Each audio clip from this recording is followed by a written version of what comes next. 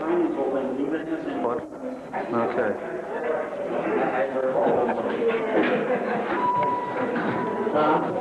You might be too tall to sit there.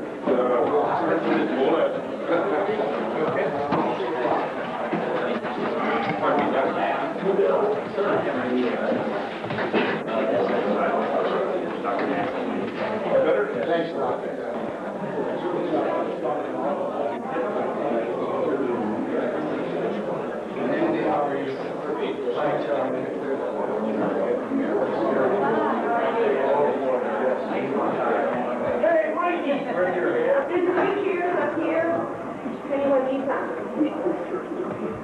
Okay, I think the room is small enough to probably dispense with the microphone, so but if you can't hear me, let me know. My name is Peggy Stromberg, and I'm happy to welcome you to the Elgin Public Museum today. This is, maybe the 17th annual, or something like that? 19th? That I understand that all of you have been coming together for these annual open houses. And we are extremely proud to be a part of it this year, and we are even more proud of the Mazon Creek exhibit that we have upstairs on the second floor. I hope everyone has a chance to look at that before you leave today. The Elgin Public Museum was built by George Ward back at the turn of the century, and he envisioned a museum that had a center hall, 2 wings, and a north wing. Right after the center hall was built, he died. His wife built the next wing, and there it sat for nearly 100 years. And 2 years ago, we built on this wing that you're sitting in now. And everything had to match architecturally, and we're pretty happy with the way it came out. This is the oldest building in Illinois that was built to serve as a museum and still serves that purpose. It's been in continuous operation as a museum since 1920. For about 30 years, it was an Audubon museum, so we have quite a nice collection of Audubon specimens, both out and in storage. A few years ago, we had the opportunity to write a proposal to Northeastern Illinois University about why we should have part of their Mazon Creek collection. And we were fortunate enough to be selected as one of the repositories. We're very, very proud of that. The exhibit person at the time used Charlie Shabica's own book and went and picked out the specimens she wanted in our exhibit. And Andrew Hayes said she really knew what she was doing. She picked the very best ones they had, and they were kind enough to let us use some of the ones they didn't want to part with for about 1.5 years while we were putting our new thing together. Then Andrew came and took a couple of them away from us, but replaced them. So we have a very nice collection, and we're very pleased. Eventually, we hope to have a small research center here. When we build the next wing on, that's part of our plan. So it would be available then, certainly to all of you, and we would have the articles that we have would be available. We would have a little library. So we hope that that comes to pass, and that maybe you'd all get a chance to come here and visit, and we're certainly glad you're here today. I'm going to introduce Dr. Charles Shabica from Northeastern Illinois University. I said he'd been involved with Mazon Creek for 103 years. He said no, just his adult life. And so he will talk a little bit, and then we'll start with the speakers. And again, thank you all so much for coming. If there's anything that any of us on staff can do for you, those of us wearing the little pins, we'd be glad to help you. Tom, be quiet. So thank you very much for coming, and I'll give you Dr. Shabica.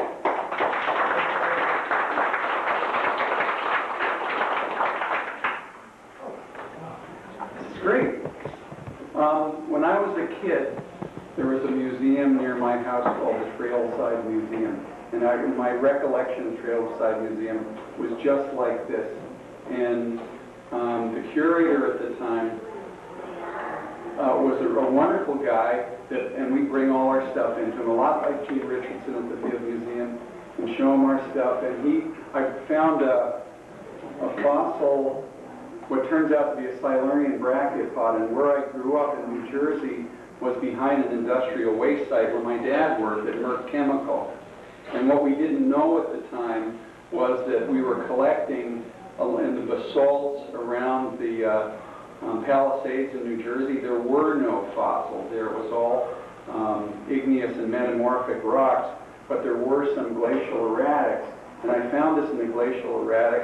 I found this as a glacial erratic, brought it into Mr. Moldenki. Mr. Moldenki looked at it and said, as you would say to any enthusiastic young kid, this is really very cool. And he packed it up, sent it to Norman Newell at the American Museum in New York. I got a postcard back from Newell, and you know how Richardson used to work on a paleontological rig? Well, Newell did too, so I got a postcard back about 6 months later and said, this is a Silurian fossil, and then he had it written out 400 million years old.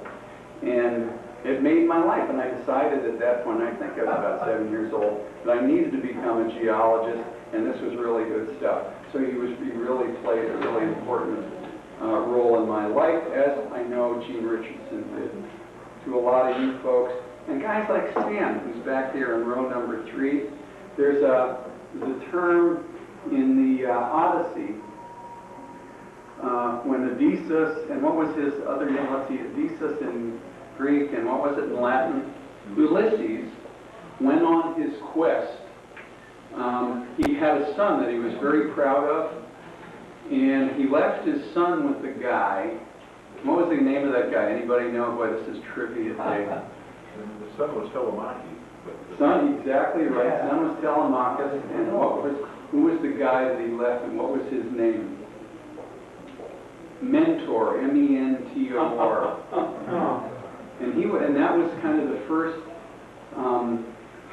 view of this role that people like Richardson and Newell and Crudy play in getting young kids enthusiastic about whatever the endeavor is, whether it's astronomy. And Andy, hey, how many kids have you mentored with building telescopes and that sort of thing? Quite a few, and two became professionals. One of the things that I really like about the Mazon Creek is there's an awful lot of mentoring that goes on with young people. And you know, you're out there collecting. What's really important is that if there are some little kids out there, that you really give them a hand and encourage them, even if it's a blob or something as prosaic as Cotty-Xerxes or something like that. Help them out with it. Anyway, I wanted to thank Peggy and her staff for doing this here. As I said before, it's a wonderful museum. Next year, we will be returning, and I say returning sort of fondly. You remember going to open houses at the Field Museum. This will be kind of the 20th anniversary of this Mazon Creek open house. We'll do it at the Field Museum. Wendy Taylor, who is one of our speakers today, is sick as a dog at home, so she cannot make it, which means we can, of course, tell jokes about her and things like that. But, so we hope that she gets better soon. Historically, the Mazon Creek open house has been on the 3rd Saturday of October. What we would like to do is do it on the 2nd Saturday in October, which would be next October 12th. And we finally gotten our website working at Northeastern. So if you go to NEIU, Northeastern Illinois University.edu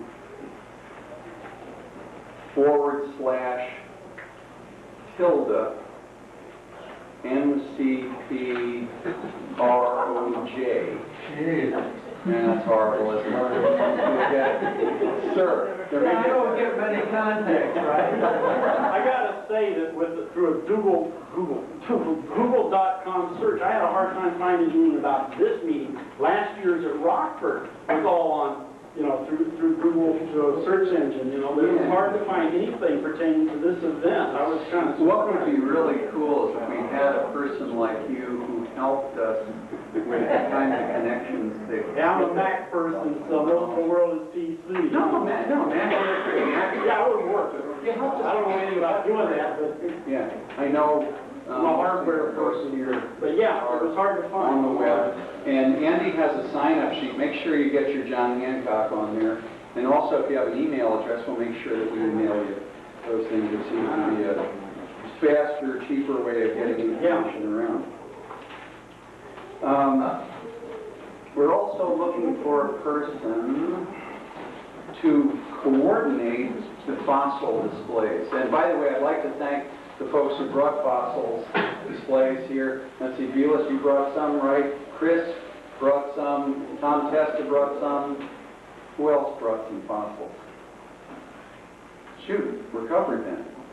Jimmy Benson brought some to donate to the museum. Oh, right, and Jim brought some to donate to the Elgin Museum. So Jim Benson, Chris Kozar, Vilas Giddings, and Tom Tessa. I want to thank you.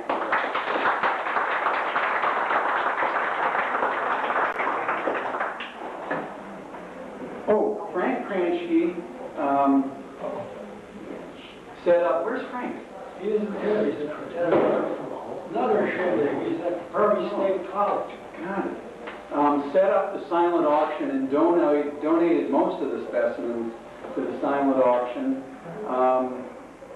And it's always either disappointing or encouraging when the things that you donated get bid up. Don't forget that the proceeds of that, half the proceeds go to the Elgin Museum, half the proceeds go to the Mazon Creek Project to support get-togethers like this.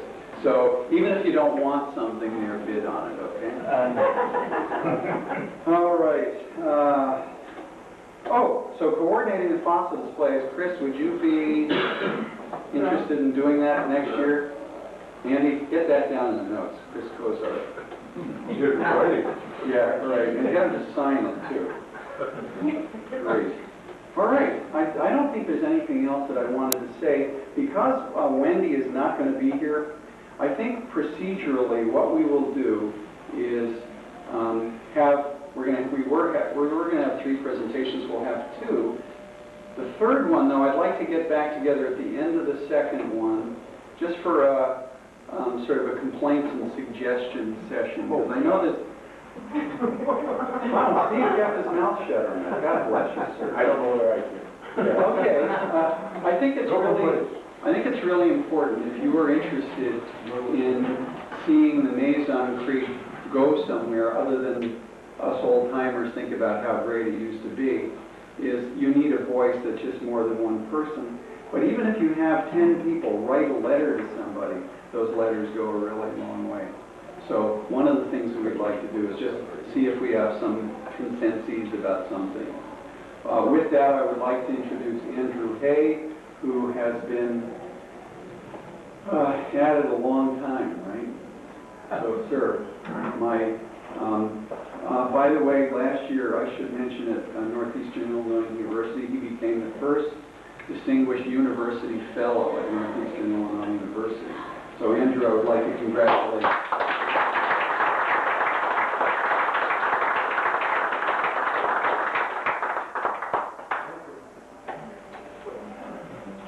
There are more seats. If there's an empty seat next to you, could you raise your hand? See all the empty seats in here? If you guys are out there and would like to get close, why? Are you okay out there? Okay. So First thing we do is pass around the sign-up sheet, and if you've got our email address, would you please put it down? It'll be a lot easier to contact.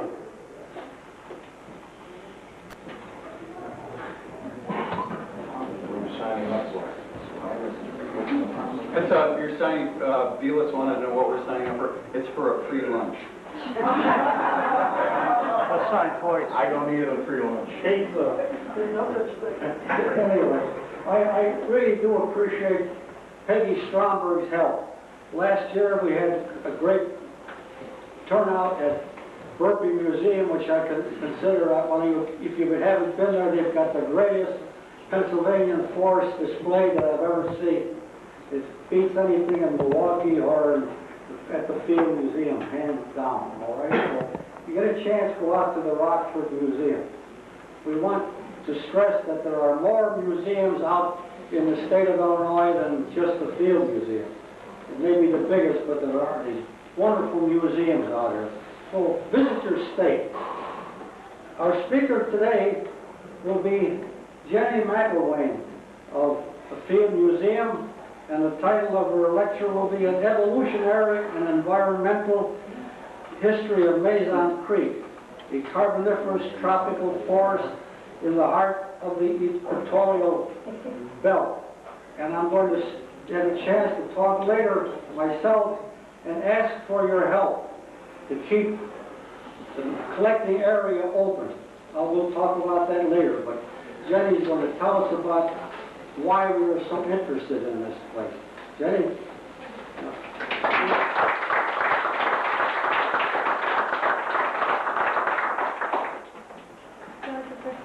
Sure. Well, first of all, I'd like to thank you all very much for the invite to speak here. I feel very privileged to be invited.